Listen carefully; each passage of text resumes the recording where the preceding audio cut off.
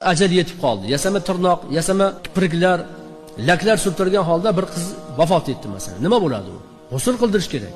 Shariat nimani buyuradi? Shariat mayitga azor bermagin deydi. Tirnog'ini ko'chirib olaman desa, mayit azorlanadi. Masalan, tishlar olinib solinadigan tish bo'lsa, olib qo'yiladi. Mayitnikini olinadi. Agar tishni o'ziga qoplab biriktirib yuborgan bo'lsa, o'sha tish olinmaydi. Shu tish bilan birga ko'miladi. Endi tirnoq ham shu darajadagi kilaylab, yopishtirib, tirnoqqa aylantirib yuborilgan bo'lsa, eti bilan birga ko'chib, qonab, azor beriladigan bo'lsa, tirnog'i olinmaydi. Natijada nima bo'ladi? Beg'usul ko'miladi o'sha qizlar. O'qilingan janozani ham ularga foydasi bo'lmaydi. Shuning uchun ayol qizlarimiz bilib qo'ysin. Yetkazib qo'yinglar ayol qizlarimizga. 3-4 kunlik nimadir deb o'zini chiroyli ko'rsatish va hokazo, kimlargadir taqlid qilish, odat qilish, kimlargadir ko'rkorona ergashish sababli beg'usul, bejanoza qabrga ko'milib qolinmasin.